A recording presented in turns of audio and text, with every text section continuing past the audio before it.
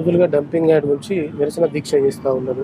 అంటే ఈ 30 రోజులలో రాజకీయ నాయకులు ఎలాంటి హామీలు ఇచ్చారు? నిజంగానే సోప్ టాప్ గడిచిపోతా ఉన్నారా? ఏమంటా ఉన్నారు రాజకీయ నాయకులు? రాజకీయ నాయకులు కేవలం ఫోటోషూట్కు మాత్రమే పనికొచ్చేటువంటి విధంగా పనిచేస్తున్నారు వాళ్ళు. ఎందుకంటే వారి యొక్క వ్యవహార శైలి ఎన్నికలలో వాళ్ళు అంటే సర్పంచ్ కానీ, వార్డ్ మెంబర్ కానీ, చైర్మన్ కానీ, ఎమ్మెల్యే కానీ, అది అధికార పక్షం కానీ, ప్రతిపక్షం కానీ, నేను ఏ పార్టీని కిచ్చపరచడం లేదు.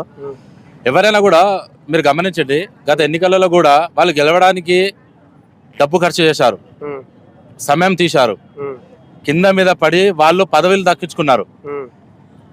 వాళ్లకు పదవులు దక్కించుకునేటప్పుడు ఉన్న సొయ్యి ఈ డంప్ యార్డ్ మీద 1% కూడా లేదు. ఎందుకంటే వాళ్ళ నాయకుడు వచ్చిందని చెప్పి వీడికి రావడం, ఒక ఫోటో దిగడం, లేకపోతే ఆ డంప్ యార్డ్ దగ్గర వెళ్ళడం, అక్కడ ఒక ఫోటో దిగడం, సోషల్ మీడియాలో వాళ్ళ ఇమేజ్ ని, వాళ్ళ మైలేజ్ ని కాపాడుకోవడానికి రానున్న ఎన్నికలలో, రానున్న కౌన్సిల్ ఎన్నికలు కానివ్వండి, రానున్న సర్పంచ్ ఎలక్షన్లలో కానివ్వండి, రానున్న వాళ్ళ ఎమ్మెల్యే ఎన్నికలలో కానివ్వండి, అధికారం ప్రతిపక్ష అనే విధంగానే సాగుతుంది తప్ప వాళ్ళు మీరు ఎన్నికలలో ఎలా అయితే సంధిన తిరిగి, ఇంటింటికి తిరిగి, వాడవాడలో తిరిగి, దండం పెట్టుకుంటా, కాళ్ళు మొక్కుకుంటా, ప్రజల్ని ఎలా అయితే ఉత్తేజపరిచి వాళ్లకు డబ్బు ప్రలోభంగా చేసి, మందు ప్రలోభం చేసి, ఏ విధంగా అయితే ఓట్లు రాబట్టుకున్నారో, మరి అదే కాన్సెప్ట్ ద్వారా ఇంటింటికి ఎందుకు పోతలేరు మీరు?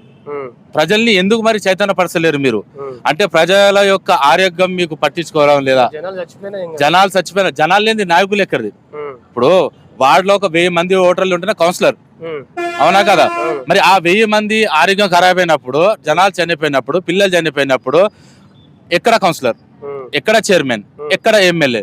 నేను నాకు తెలిసి ఇక్కడ కౌన్సిలర్ ఏ పార్టీ కౌన్సిలర్ కనిపించట్లేదు ఇక్కడ. అదే అంటున్నా. నేను ఏమంటున్నా, ఇక్కడ కేవలం యూనియన్ సంఘాల నాయకులు, ప్రజా ప్రతినిధులు, సామాజిక కార్యకర్తలు, సమాజం మీద అవగాహన ఉన్నటువంటి వారు, సమాజానికి నేనేమైనా చేద్దామని అనుకునేవారు తప్ప రాజకీయ నాయకులు ఇక్కడ షోప్ టాప్ మాత్రమే నడుస్తుంది.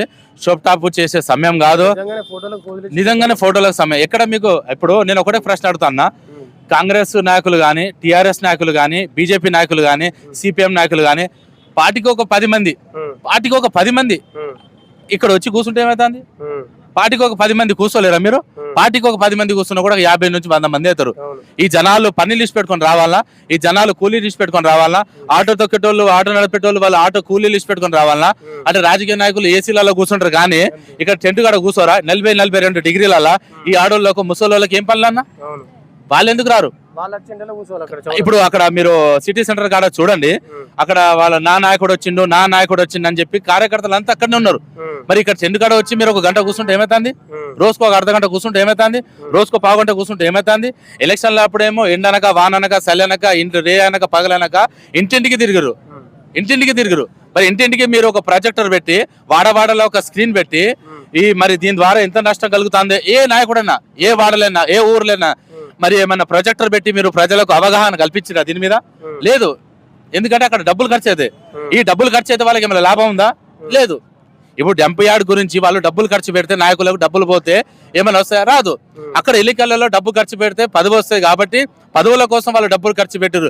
మరి ఇక్కడ జనాల్ని తీసుకొద్దాం, ఇక్కడ వాళ్ళని కూర్చోబెడదాం, ఏదో సల్ల రాపిద్దాం, ఏదో భోజనం పెడదాం, వాళ్ళకు అవగాహన కల్పిద్దాం, ఒక ప్రొజెక్టర్ పెట్టి వాడవాడల ఊరూరా తిరిగి వాళ్ళకు అవగాహన కల్పించి పెద్ద ఎత్తున ఇక్కడ ధర్నాలు చేద్దాం. ధర్నా చేస్తే ఏమైతే తీసుకుపోయి జైలు ఎత్తారా? నక్సలైట్ అనే జైలు ఎత్తారా? టెర్రరిస్ట్ అని జైలు ఎత్తారా? ఒక 50 మంది, ఒక 500 మంది, 1000 మంది ఇక్కడ ధర్నా చేస్తే, ఒక గంట బస్సులు ఆపితే నీకు ఏమైతుంది? అప్పుడే ఉద్యమం అనేది రాష్ట్ర స్థాయిగా ఇట్లా ఎప్పుడు పోతుంది? ఇప్పుడు గల్లీ స్థాయి. ఇప్పుడు ఏమైతుందంటే ఇక్కడ కారు పోతుంది, బైక్ పోతుంది, ఎవరైనా చూసినా కూడా 4 పెద్ద మనుషులు కూర్చుంటారు అంతేగాని అనే ఒక బ్యాడ్ ఇమేజ్ ప్రభుత్వానికి పోదా? ఈ ఇమేజ్ పెరగాలంటే ఏం చేయాలి? అక్కడ అంబేద్కర్ చౌరస్తా కాడ పెద్ద లీడర్లు, కౌన్సిలర్లు, చైర్మన్లు, సర్పంచ్లు, పెద్ద నాయకులు ముందు ఉండాలన్నా. పెద్ద నాయకులు ముందుంటే మాలాంటి సామాజిక కార్యకర్తలు రోడ్డు మీద వచ్చి మేము కూడా త్యాగం చేయడానికి రెడీగా ఉంటాం. మరి ఇక్కడ స్థానిక ఎమ్మెల్యే కౌశిక్ రెడ్డి ఉన్నాడు కదా, ఆయనే ప్రతిపాదించారని చెప్పి అంటా ఉన్నారు కదా. సరే, ఎమ్మెల్యే ప్రతిపాదించిండు. పొన్నం ప్రభాకర్ గారు, నేను పార్టీగా వ్యతిరేకంగా మాట్లాడతలేను. మరి ఇక్కడ టెంట్ కాడికి వచ్చి నేను దీనికి వ్యతిరేకిస్తున్నా, నేను దీనికి వ్యతిరేకంగా ఉన్నా, మా కాంగ్రెస్ పార్టీ వ్యతిరేకంగా ఉన్నది, మీరు ఇక్కడ టెంట్ తీసేరి, నేను రేపే ముఖ్యమంత్రితో మాట్లాడేంత స్థాయి పొన్నం ప్రభాకర్ గారిది లేదా? అంటే రాలేదు ఎక్కడికి. వచ్చిండు ఒకసారి వస్తారు. ఇవ్వలేనా కూడా ఏ నాయకుడైనా కూడా ఫోటోషూట్ మాత్రమే వస్తున్నారు, వేరే కూడా ఏం లేదు. ఏమైనా కూడా జస్ట్ ఫోటోషూట్ ఉంది మాత్రం, ఏం లేదు. మంత్రి గారు కానీ, బండి సంజయ్ కానీ, ఈటర్ రాందర్ గారు 6 సార్లు ఎమ్మెల్యే గెలిచిండన్న. 6 సార్లు అంటే మామూలు చుట్టుమిట్టినా 6 సార్లు. 6 సార్లు ఎమ్మెల్యే గెలిచిన ఒక మంత్రిగా గెలిచారు మీరు. 2 సార్లు మంత్రిగా చేశారు, 6 సార్లు ఎమ్మెల్యే చేశారు. మరి ఏమైంది అంటున్నా. ఈటర్ రాందర్ గారు కూడా ఇక్కడ రావాలి, గంటలు కూర్చోవాలి, రోజుకి ఒకసారి కూర్చోవాలి. మంత్రి గారు కూడా కూర్చోవాలి, బండి సంజయ్ గారు కూడా కూర్చోవాలి, కౌశిక్ రెడ్డి గారు కూర్చోవాలి. ప్రతి కౌన్సిలర్ ఇక్కడ రావాలి కంపల్సరీ. ఏ కౌన్సిలర్ కూడా ఇక్కడ లేరు. ఏ జమ్మిగూడ కానీ, హుజరాబాద్ కానీ ఎవ్వరు కూడా కౌన్సిలర్ ఇక్కడ కూర్చుంటలేరు. కౌన్సిలర్లు తమ వార్డు సభ్యులను తీసుకొచ్చి ఇక్కడ రావాలని చెప్పి ప్రజల్ని అవగాహన చేయాలని చెప్పి నేను మనస్ఫూర్తిగా కోరుకుంటున్నాను.